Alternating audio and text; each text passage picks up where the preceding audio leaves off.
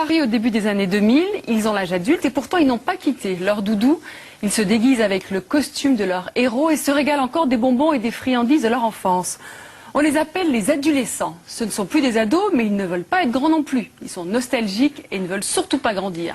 Aujourd'hui, ce n'est plus un simple phénomène de mode, mais une tendance lourde de notre société.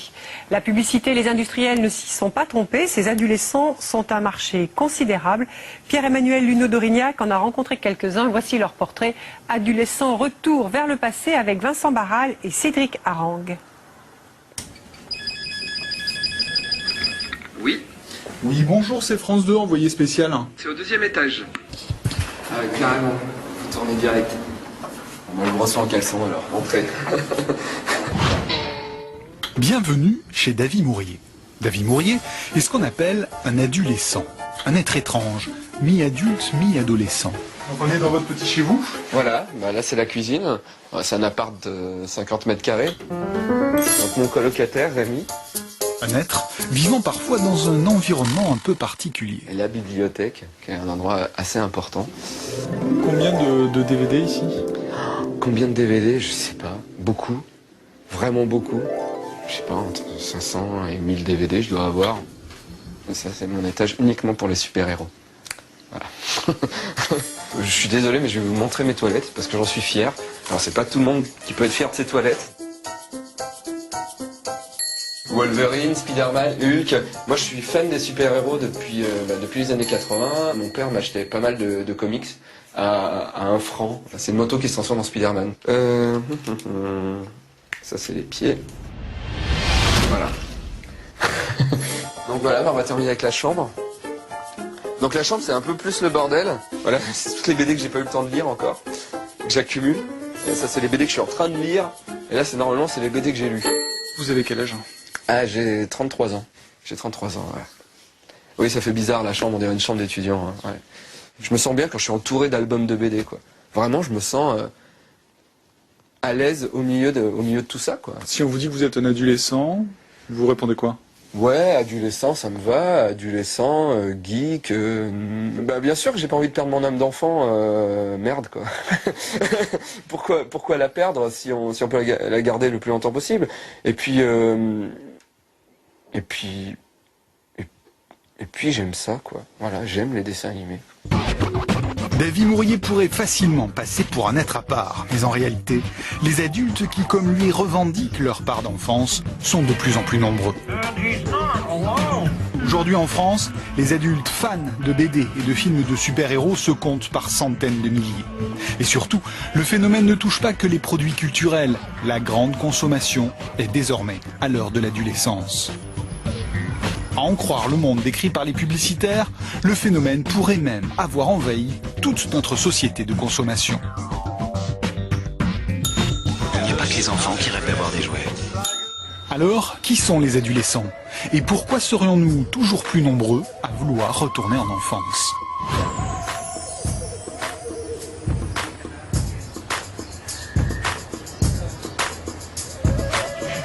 La journée d'un adolescent commence en général assez tard.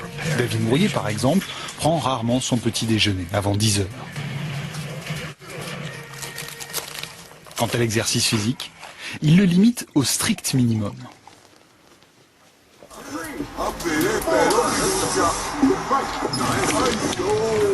C'est uniquement pour muscler les bras et encore les avant-bras. Mais il y a un truc très bien dans ce jeu, c'est qu'on peut faire version avec les manettes comme ça où on bouge. Mais normalement je fais ça pendant une demi-heure et après on peut jouer avec la version manette comme ça. Voilà, je confirme. Et après ça me fatigue un peu moins. je peux jouer plus longtemps au jeu. Jeux vidéo, BD, dessins animés, Davy Mourier passe le plus clair de son temps chez lui. De son appartement d'ailleurs, il a fait une sorte de cocon qu'il partage avec Rémi, son ami d'enfance.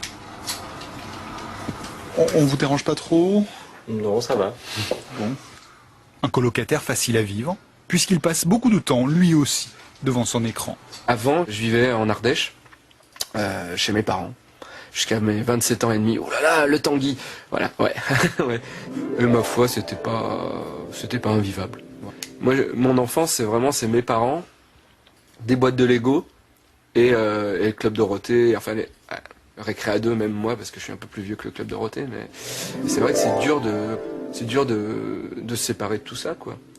Et puis même, en fait, avant on se disait qu'il fallait s'en séparer, et aujourd'hui la réflexion est inverse, c'est-à-dire mais pourquoi s'en séparer?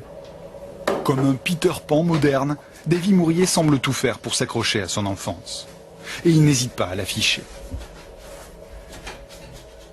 Ouais, je mets des t-shirts de super-héros, je mets des caleçons de super-héros. Il y a même des filles qui trouvent ça bien. Ah ouais. Faut pas croire. Il y en a même pas mal en fait. Le truc c'est que je rencontre aussi des filles qui sont dans mes passions aussi, donc en fait il n'y a jamais eu vraiment de problème de ce côté-là. Je suis sorti qu'avec des filles qui étaient dans ce trip-là, dans le trip des jouets.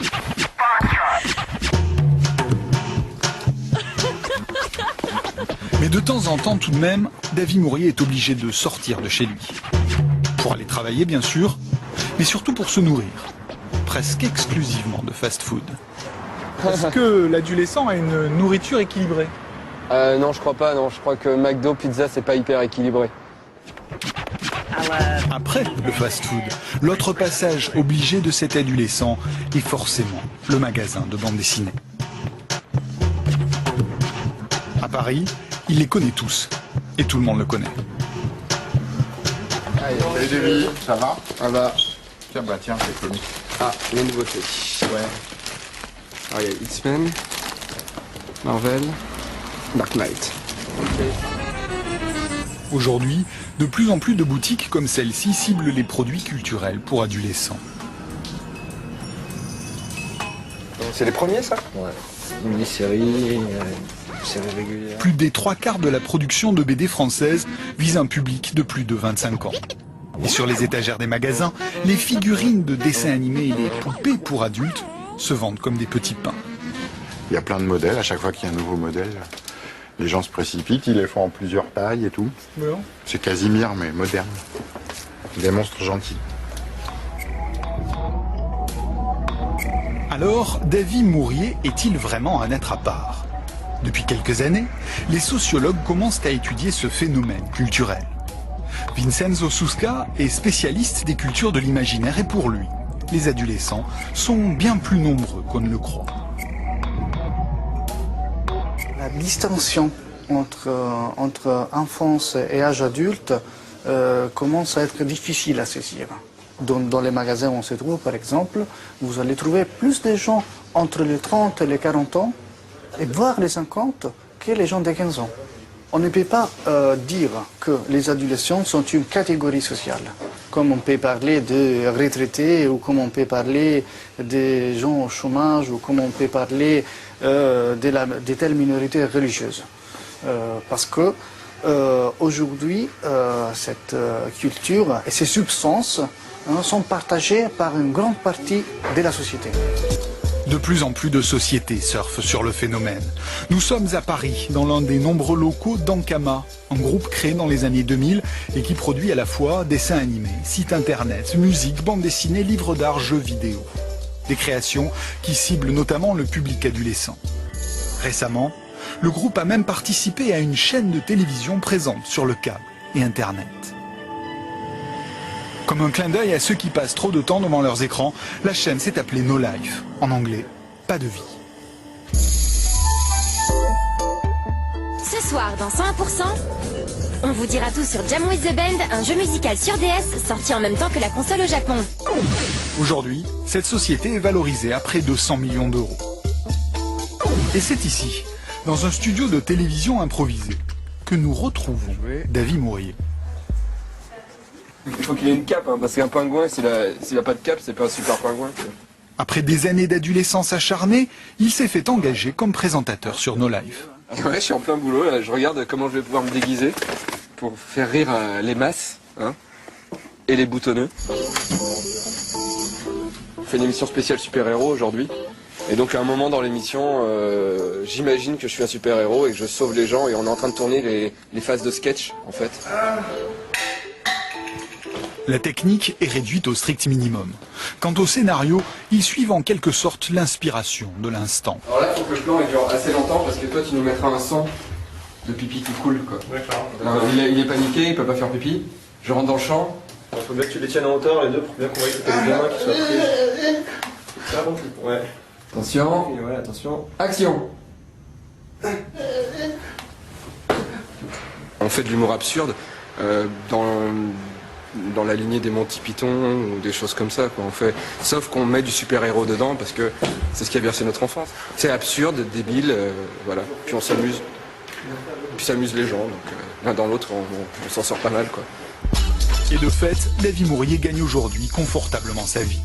Son émission « J'irai loler sur vos tombes » est regardée par plus de 50 000 personnes chaque semaine. J'irai loler sur vos tombes.